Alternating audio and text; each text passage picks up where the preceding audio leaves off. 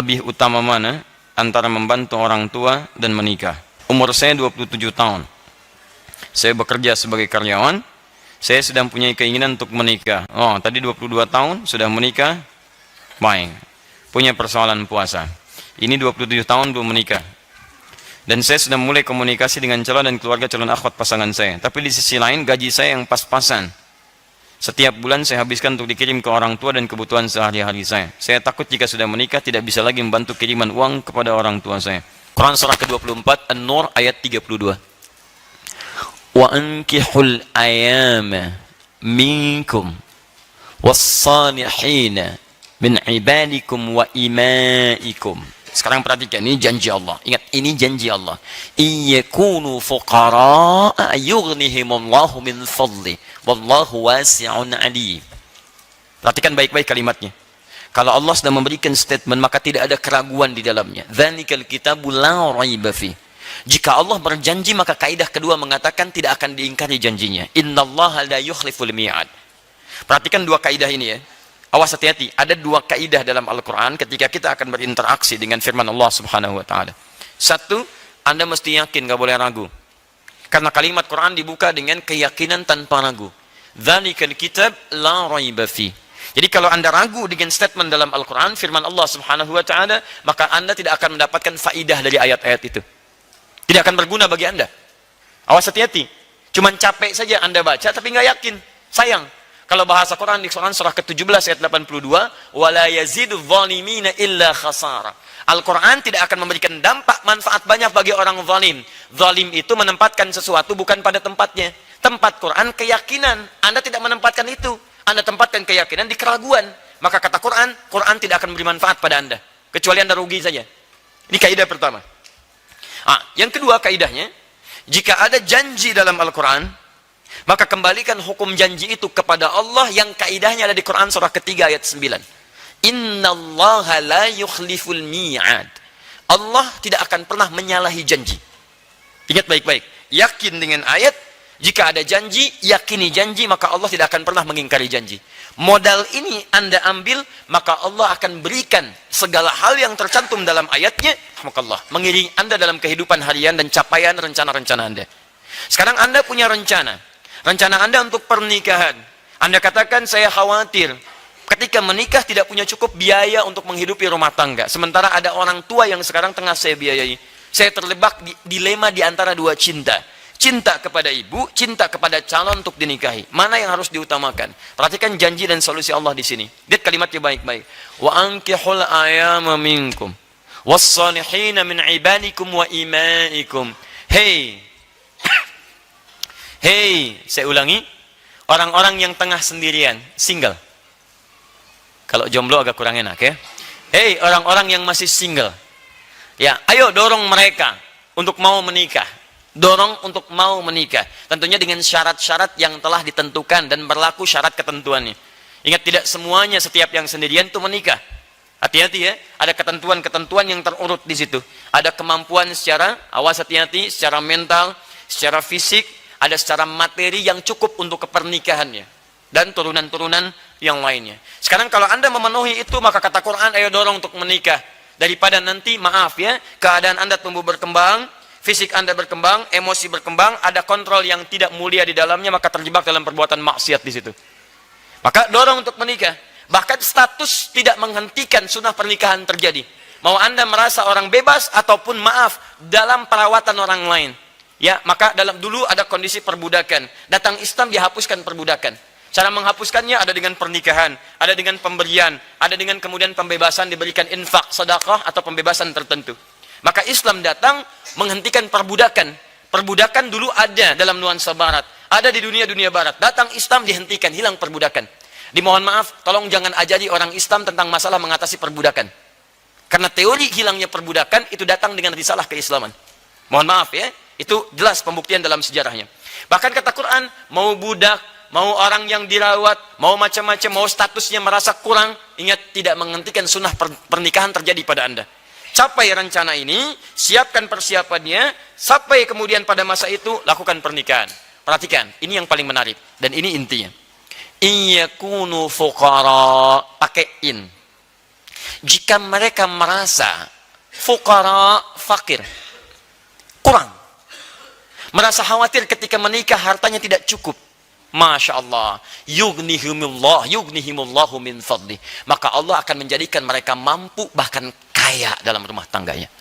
Yughni dari kata ghaniyun, Allah jadikan kaya, bukan cuma cukup, kaya. Perhatikan janji Allah. Kita baca dengan keyakinan. Yang kedua ada janji di situ. Jika mereka merasa fakir, bukan miskin lagi, fakir, ya kurang, tidak cukup, maka yakinkan kata Quran, yughnihimullahu min fadli, Allah akan buat mereka kaya, bukan dari sisi mereka, min fadli, dari keutamaan yang telah Allah siapkan. Saya turunkan 3 kalimat dalam ayat ini, dan disitulah kemudian inti dari apa yang bisa kita persiapkan. Ya, para single, tolong fokus di sini. In, 1, tayyib, yakuno, ini fuqara, 1, yughnihimullah. Perhatikan kalimatnya. Kalimat ghani disandingkan dengan pemiliknya, Allah. Kemudian yang ketiga, min fadli. Bahkan nanti ditambah dengan akhir ayatnya, wallahu wasi'un alim, ya. Kita fokus pada 3 hal ini saja. Perhatikan baik-baik. Di sini perasaan kurang disebut dengan fakir. Fakir itu tingkat paling rendah, bahkan di bawah miskin. Makanya ketika diberikan zakat, itu fakir dulu baru miskin. Quran surah 9 ayat ke-60. Innamas sadaqatu lil fuqara wal masakin. Miskin punya pekerjaan, tapi hasil dari pekerjaan tidak mencukupi, kemudian ya, tidak mencukupi dari kebutuhan-kebutuhan yang dirasakan perlu untuk diselesaikan. Fakir, pekerjaan nggak ada, nggak jelas, dan tidak ada pendapatan yang jelas untuk memberikan penghasilan untuk membantu pada kebutuhan-kebutuhan. Di fakir. Jamaknya fuqara. Perhatikan, Quran mengambil yang paling dalam, yang paling rendah. Bahkan jika kalian pun merasa fakir, bukan miskin, fakir, jadi berada dalam tingkat yang sulit, kayaknya nggak bisa saya nih. Sulit, bagaimana caranya? Tapi menariknya, kalimat itu diungkapkan menggunakan in. Nih, ini yang paling menarik. Awas, lihat baik-baik ya. Ini ada inna, ada anna, ada in. Dijadikan takhfif.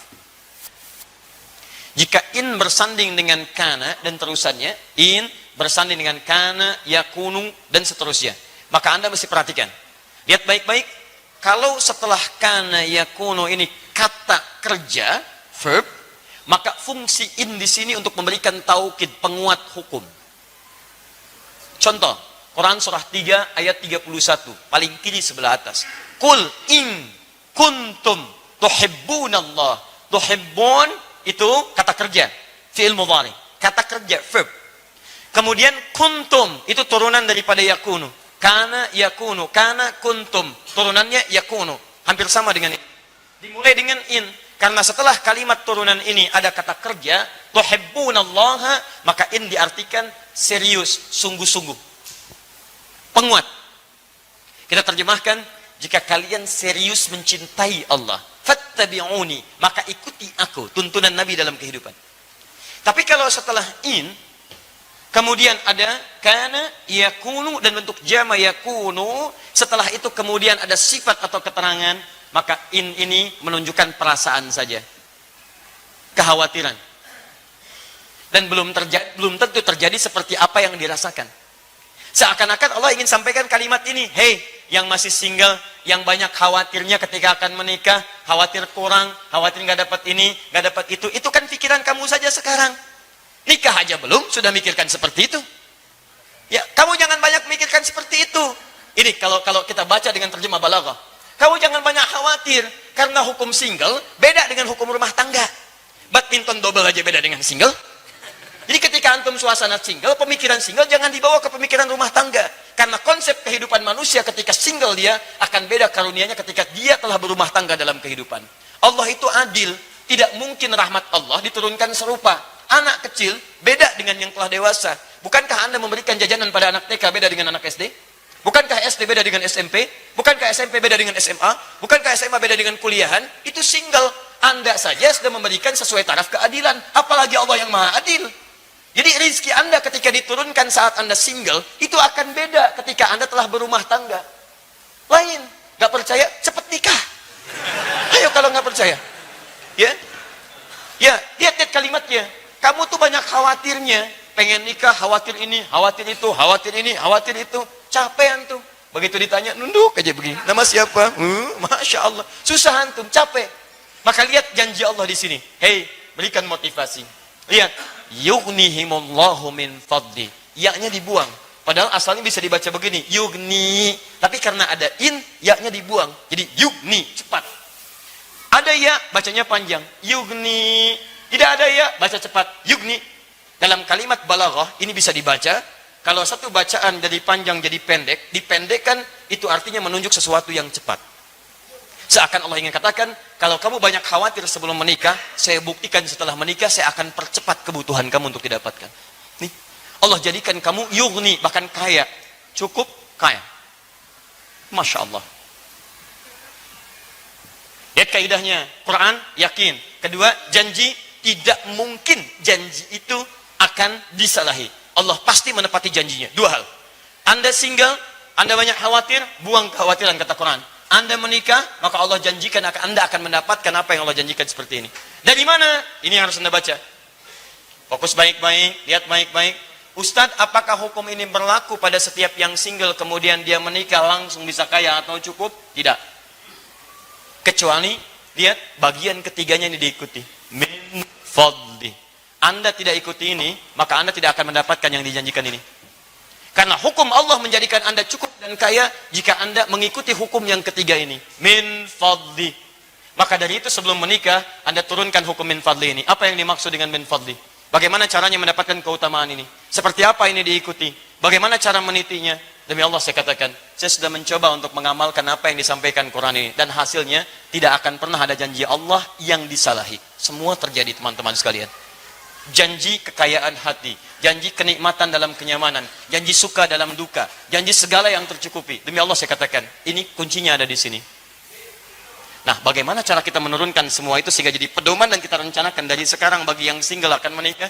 Kita akan teruskan setelah kita menunaikan salat Isya berjamaah insyaallah.